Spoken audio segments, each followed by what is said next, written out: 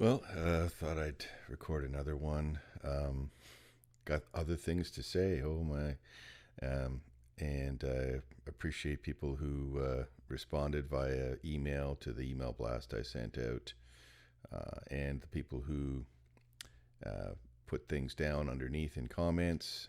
They were thoughtful. They were interesting, and leads me to I think address a couple of things. One is this boom mic here. It was actually a present to a family member, and I saw it as an opportunity to make use of something that was sitting there. So I figured I'd give it a try, and I really hate the sound of poorly recorded voices. They grate on me. So I wasn't going to even. I don't think I'd even think of doing this without something that could record at least reasonably well. So um, that's why I'm using it. That's why it's here.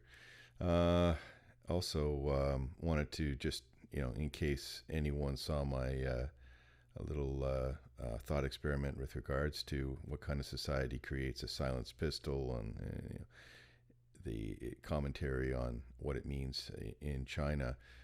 Um, Got to be clear here, of course, and I think everyone who knows me knows, but those who might not know me that well, if they do see this, I am basically commenting on the ideology, the ideas, not on people. So, as far as I'm concerned, we're all human beings, and we all start from exactly the same place. We sometimes end up believing in ideologies, and it drives us in bad ways. But um, and a lot of ideologies can lead us in nasty directions, which is the point I was trying to make with regard to the silenced pistol, but in the last one. So certainly, from a base perspective, to me, it's the people I worry about, and the kinds of things that those ideologies do to their own people and everyone else around them. So that's the point. So with regard to that, um, I think what these kinds of things hopefully make people do is assess their principles. And I'd like to ask a question with regard to a principle that I think most of us have had to look into in their own belief systems, um, freedom of speech. Some of the basic human rights, freedoms that we in the West, I guess, in the Western civilized society, if you want to call it that, the thing about when you say terms like that, the truth is it's humanity. It's the concepts and the things that we believe in, and the tools we use, like mathematics. These are cumulative, and it's come from all over the world. It's amazing how long humans have been in contact with each other across the globe and transmitting ideas and concepts, and then one stacking up on the other to build what we have now in terms of a civilization. And there seems to be a fair bit of tear down going on right now, which is kind of alarming. The tear down and rebuild is something, of course, that happens regularly when humans are interacting and trying to come up with what would be to them the better civilized society. Um, but tear down is really easy. Uh, Tearing down is something that is simple compared to building.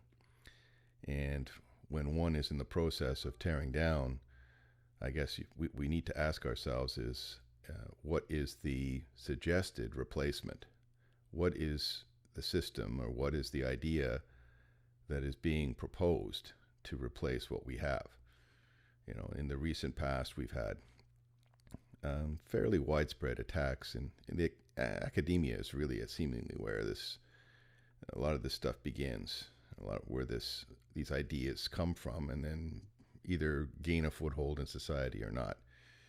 And I think there's a problem in that much of what's being proposed these days, when it comes to censoring of people's speech, and in, say, defunding police or any of these things, there's a lot of it seems to come from academia.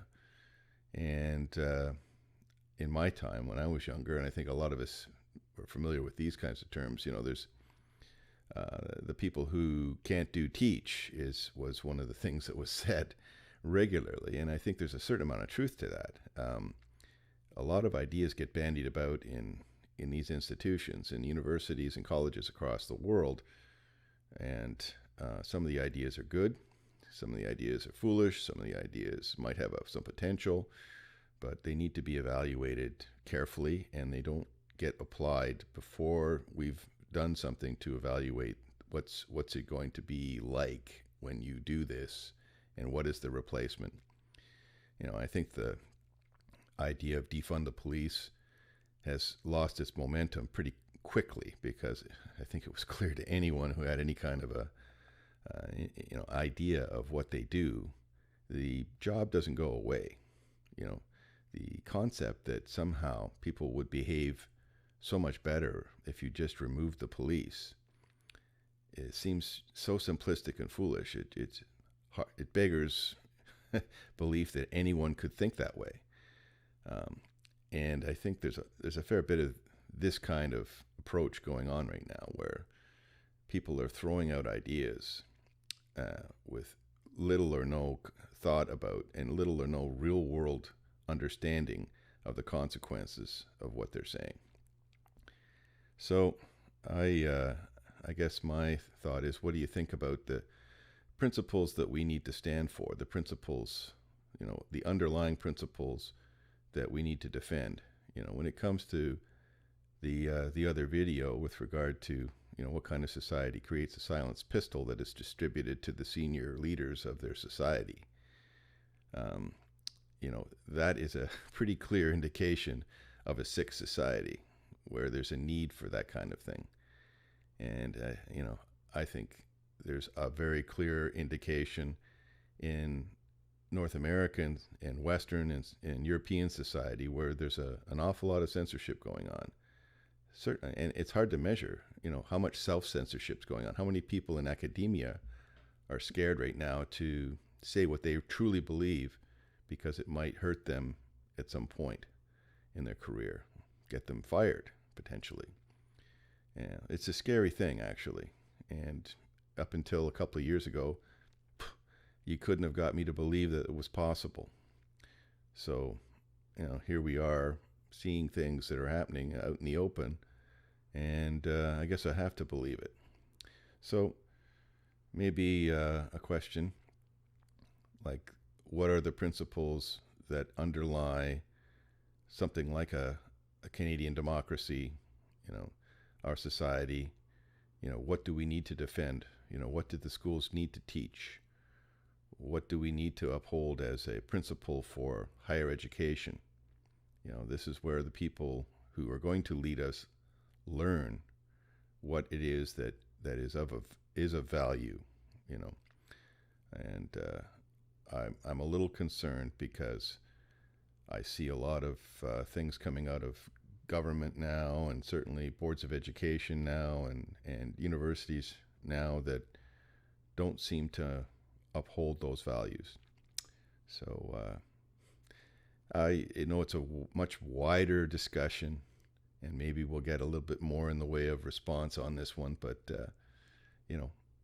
I'm really interested to hear, what is it you think that we need to be concerned about in this world right now with regard to free speech and freedom of expression and the principles of a Western democracy. Anyway, it's just a thought. Please respond when you feel like it, and hopefully we're all doing well out there, and thanks for the responses so far. Bye-bye.